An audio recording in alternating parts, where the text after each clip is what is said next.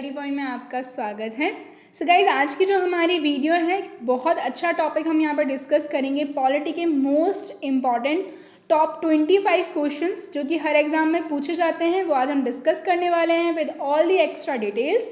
So I hope video आपको पसंद आए। इसे जल्दी से लाइक कर दीजिए, शेयर कर दीजिए अपने सभी दोस्तों के साथ। एंड अगर आपने अभी तक चैनल को सब्सक्राइब नहीं किया है तो जल्दी से इसे सब्सक्राइब कर लीजिए और बेल आइकन प्रेस करना नहीं भूलिएगा ताकि सभी वीडियोस का नोटिफिकेशन आपको तुरंत मिल सके। ओके गाइज, एंड अगर आप किसी भी एग्जाम की प्रिपरेशन कर रहे हैं तो वहाँ सबसे इंपॉर्टेंट सब्जेक्ट्स जो होते हैं वो जीके और करंट अफेयर होते हैं, जो कि बहुत डिफिकल्ट हो जाता है प्रिपेयर करना क्योंकि बहुत वास्ट होते हैं। तो इस चीज़ की टेंशन आप भूल जाइए। इसके लिए हमारे एक्सपर्ट्स टीम के द्वारा एक जो है ई बुक रेडी किया गया है जिसमें 8000 से ज़्यादा क्वेश्चन है और पिछले 1.5 साल का करंट अफेयर इसमें ऐड किया गया है। चाहे कोई भी एग्ज़ाम हो उसमें पूछे गए पिछले 20 साल के क्वेश्चन यहाँ पर हैं जो हर एग्ज़ाम में आपको हेल्प करेंगे। मात्र 21 रुपीज़ में अवेलेबल है। डिस्क्रिप्शन में लिंक है, जल्दी से जाइए और उसे परचेस कीजिए। देखेंगे पहला क्वेश्चन, भारत का मूल संविधान कहाँ से प्रकाशित हुआ था? तो भारत का जो मूल संविधान है गाइस, देहरादून से प्रकाशित हुआ था। ठीक है, और संविधान अपनाया किस दिन गया था? तो 26 जनवरी 1950 को। मैंने पहले भी आपको बताया है कि जो संविधान अपनाया गया वो 26 जनवरी को ही क्यों अपनाया गया, क्योंकि 26 जनवरी 1930 में हम बात करें क्या हुआ था कि 26 जनवरी 1930 के बाद हम 26 जनवरी को नेशनल जो है independence day, symbolic independence day के रूप में सेलिब्रेट कर रहे थे। क्योंकि लाहौर में 1929 में जो है जवाहरलाल नेहरू ने क्या किया था, तिरंगा फहराया था। उसके बाद 26 जनवरी को कहा गया था कि सिंबॉलिक इंडिपेंडेंस डे मनाएंगे। ठीक है, लेकिन फाइनली हमारा जो इंडिया आज़ाद हुआ 15 अगस्त को हुआ, तो इंडिपेंडेंस डे तो हम उस दिन मनाते हैं। लेकिन फिर 26 जनवरी की रिलेवेंसी को बरकरार रखने के लिए उस दिन हमारे कॉन्स्टिट्यूशन को क्या किया गया, इनैक्ट किया गया। ठीक है, ये हमें याद रखना है। अगला देखेंगे, वित्त आयोग का गठन कौन करता है? तो गाइस, आर्टिकल 280 जो है संविधान के अनुच्छेद 280 में वित्त आयोग के गठन का प्रावधान किया गया है और वित्त आयोग के गठन का अधिकार राष्ट्रपति को जो है दिया गया है। तो आंसर क्या होगा हमारा? राष्ट्रपति होगा। वित्त आयोग में राष्ट्रपति द्वारा एक अध्यक्ष एवं 4 अन्य सदस्य जो है नियुक्त किए जाते हैं। भारतीय संविधान के अनुच्छेद 281 में अगर हम बात करें तो राष्ट्रपति वित्त आयोग की सिफारिशों को संसद के प्रत्येक सदन में जो है सदन के समक्ष रखता है। और जो राज्य वित्त आयोग है उसका गठन भारतीय संविधान के अनुच्छेद 243(1) में है। ठीक है, और वित्त आयोग वित्तीय प्रशासन में पारदर्शिता सुनिश्चित करता है। नेक्स्ट देख लेंगे, प्रथम वित्त आयोग का गठन कब हुआ था? तो प्रथम वित्त आयोग का जो गठन है गाइस 1951 में हुआ था। 1951 में पहला वित्त आयोग बना था, किसकी चेयरमैनशिप में? तो आंसर है केसी नियोगी। ठीक है, केसी नियोगी की चेयरमैनशिप में ये बना था। ठीक है, इसके अलावा जो लेटेस्ट है अभी 15वां है, 2017 में ये बना है। NK सिंह इसके चेयरमैन हैं। और 14वां जो है 2013 में बना था YV रेड्डी की चेयरमैनशिप में। अब बात कर लेते हैं कि इसके काम क्या होते हैं। वित्त आयोग के जो प्रमुख कार्य हैं वो होते क्या हैं एक्चुअली? तो वित्त आयोग के द्वारा संघ व राज्यों के बीच करों की शुद्ध आगामों का वितरण और राज्य के बीच ऐसे आगामों का आवंटन किया जाता है। ठीक है, वित्त आयोग भारत की संचित निधि में से राज्यों के राजस्व में सहायता अनुदान को शासित करने वाले सिद्धांत के बारे में बताता है। राज्य वित्त आयोग द्वारा की गई सिफारिशों के आधार पर राज्य की नगरपालिका और पंचायतों की संसाधनों की पूर्ति के लिए राज्य की संचित निधि के संवर्धन के लिए एक जरूरी उपाय करता है। राष्ट्रपति के द्वारा वित्त आयोग को सुदृढ़ वित्त के हित में निर्दिष्ट कोई अन्य विषय सौंपे जाने पर वित्त आयोग अपनी सलाह जरूर देता है। राष्ट्रपति वित्त आयोग द्वारा दी गई प्रत्येक सिफारिश को उस पर की गई कार्यवाही के स्पष्टीकारक ज्ञापन सहित संसद के प्रत्येक सदस्य के जो समक्ष है ना, सदन के समक्ष रखता है और ये आर्टिकल 281 में लिखा है। नेक्स्ट अब हम बात करेंगे उच्चतम न्यायालय के बारे में। ठीक है ना, उच्चतम न्यायालय मतलब क्या? सुप्रीम कोर्ट के बारे में हम बात कर रहे हैं। तो सुप्रीम कोर्ट, तो इसमें पूछा गया है यहाँ के जो न्यायाधीश हैं, चीफ जस्टिस है, मुख्य न्यायाधीश, तो इसकी सेवानिवृत्ति आयु क्या है? तो गाइज ये जो है 65 ईयर्स है। देखिए, जो उच्चतम न्यायालय है यानी कि सर्वोच्च न्यायालय, तो इसके बारे में जो प्रावधान है वो अनुच्छेद किस में दिया गया है? 124 में दिया गया है। किसमें? अनुच्छेद 124 में दिया गया है। सर्वोच्च न्यायालय, ठीक है, न्यायाधीशों की संख्या जो संशोधन विधेयक आया है 2019 का, उसके अकॉर्डिंग एक मुख्य न्यायाधीश और 33 अन्य न्यायाधीश होंगे, ठीक है। इनकी नियुक्ति राष्ट्रपति के द्वारा होती है और मुख्य न्यायाधीश की नियुक्ति करते समय वह इसी न्यायालय के अन्य न्यायाधीशों से परामर्श कर सकता है, परंतु अन्य न्यायाधीश की नियुक्ति राष्ट्रपति सदैव मुख्य न्यायाधीश के परामर्श से ही करता है, चाहे तो वह सर्वोच्च न्यायालय एवं राज्य के उच्च न्यायालय के अन्य न्यायाधीश से भी परामर्श कर सकता है। ये आर्टिकल 124(2) में लिखा है। इसके अलावा इनकी जो एक बार नियुक्ति होने के बाद इनके अवकाश ग्रहण करने की जो आयु सीमा है वो 65 कितनी है? 65 वर्ष है, ठीक है, ये हमें याद रखना है। इसके अलावा सर्वोच्च न्यायालय के जो योग्यताएं हैं तो वो तो डेफिनेटली क्या होना चाहिए, उसने 5 वर्षों तक क्या किया हो? न्यायाधीश के रूप में कार्य किया हो, या किसी उच्च न्यायालय में जो है लगातार 10 वर्षों तक अधिवक्ता रह चुका हो, ठीक है। ये क्या है? सर्वोच्च न्यायालय के न्यायाधीश के बारे में बात कर रहे हैं हम, ठीक है, न्यायाधीश के लिए योग्यताएं हैं, ठीक है। इसके बाद यहाँ जो सैलरी मिलती है तो मुख्य न्यायाधीश को 2,80,000 और अन्य न्यायाधीशों को 2,50,000 जो है ये मिलती है, ठीक है। नेक्स्ट हम बात करेंगे सर्वोच्च न्यायालय के प्रथम मुख्य न्यायाधीश कौन थे। तो गाइस सर्वोच्च न्यायालय के जो प्रथम मुख्य न्यायाधीश थे वो थे H.J. कानिया, यानी कि हीरालाल जे कानिया, ठीक है। इसके अलावा सबसे अधिक समय तक मुख्य न्यायाधीश के पद पर रहने वाले न्यायाधीश यशवंत विष्णु चंद्रचूड़ हैं, जो 1978 से लेकर 1985 तक रहे, और सबसे कम समय के लिए हैं कमल नारायण सिंह, जो कि हम बात करें सिर्फ 17 दिन तक रहे हैं, ये हमें याद रखना है, ठीक है। इसके अलावा जो है सर्वोच्च न्यायालय की बैठकें दिल्ली के अलावा हैदराबाद और श्रीनगर में भी आयोजित हो चुकी हैं, ओके। चलिए नेक्स्ट हम देखेंगे सर्वोच्च न्यायालय के न्यायाधीशों के वेतन और भत्ते पर किस पर भारित होते हैं। तो भारत की संचित निधि यानी कि कंसोलिडेटेड फंड ऑफ इंडिया।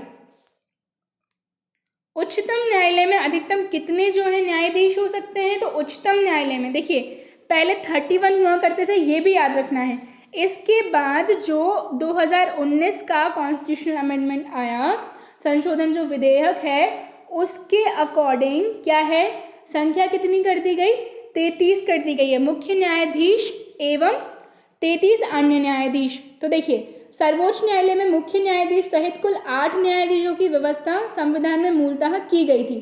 बाद में काम के बढ़ते दबाव को देखते हुए 1956 में न्यायालय अधिनियम में संशोधन करके 11 की गई, ठीक है। इसके बाद 1960 में यह संख्या 14 की गई, 1978 में 18, 1986 में 26 और 2009 में 31 की गई थी, जिसके बाद 19 में कितनी कर दी गई, 33 कर दी गई है, ठीक है। एक जो है क्या होगा, चीफ जस्टिस, और 33 क्या होंगे, तो हमारे मुख्य न्यायाधीश के अलावा जो होंगे 33 न्यायाधीश होंगे। ये कब कहा गया, 2019 के विधेयक में।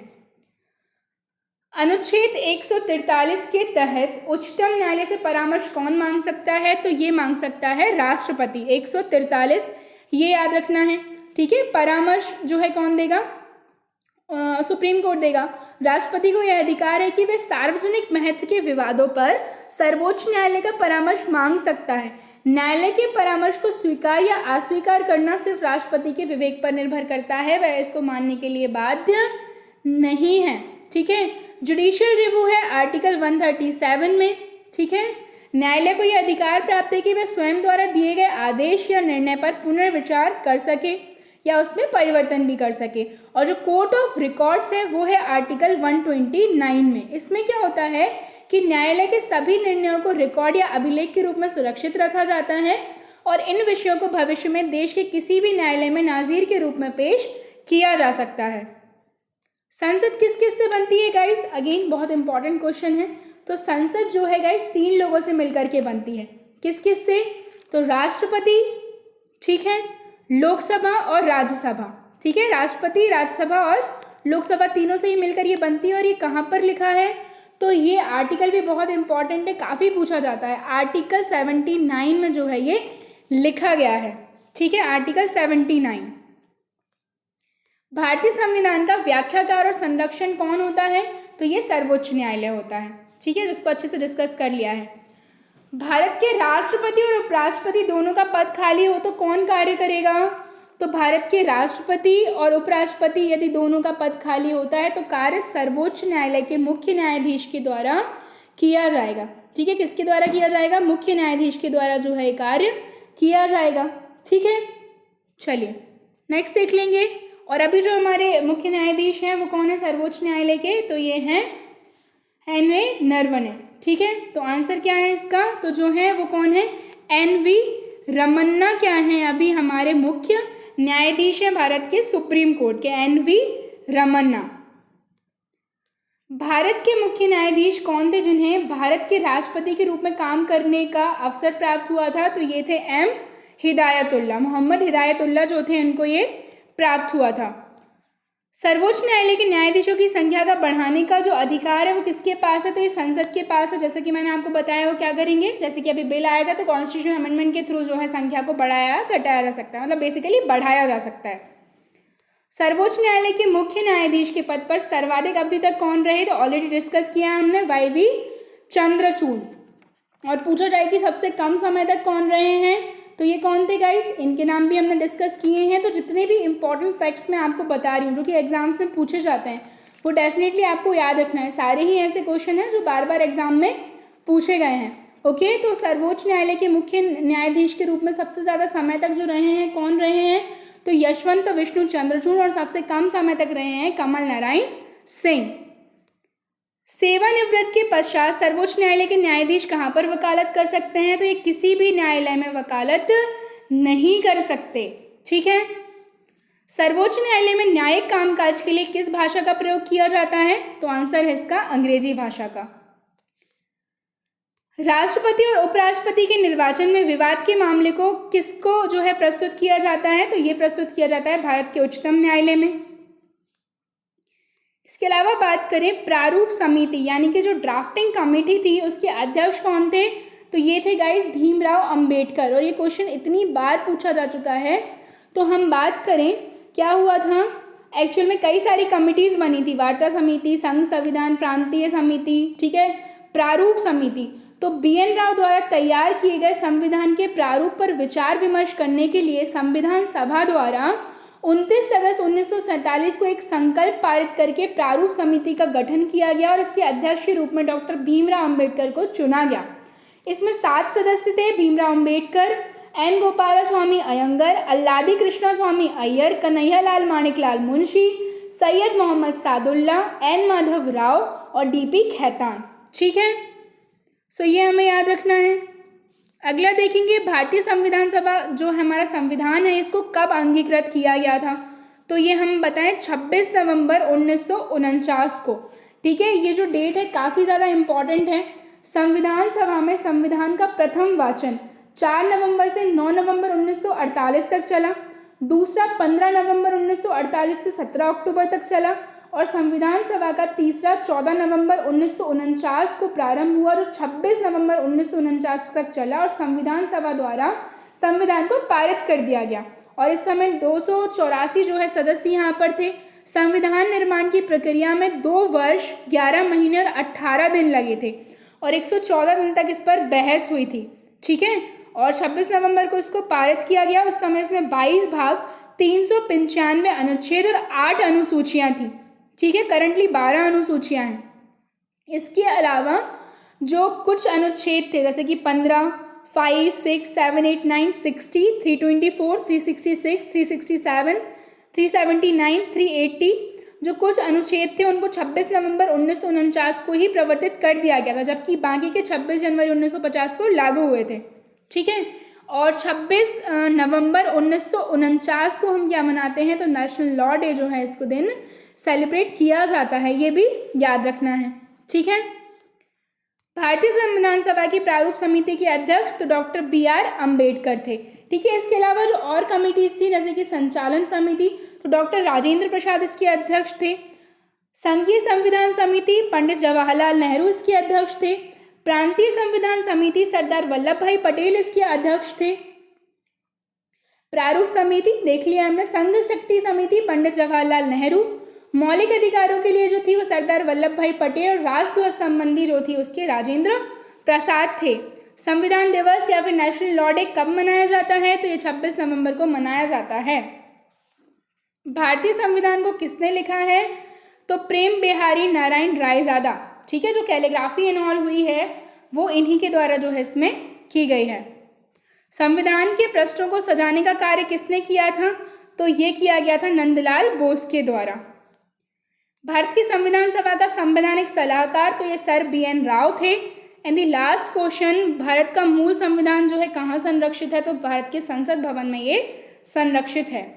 सो गाइज, ये जो थी हमारी आज की वीडियो थी। आई होप वीडियो आपको पसंद आई हो। इसे जल्दी से लाइक करें, शेयर करें अपने सभी दोस्तों के साथ। एंड अगर आपने चैनल को सब्सक्राइब नहीं किया है तो जल्दी से चैनल को सब्सक्राइब कर दीजिए।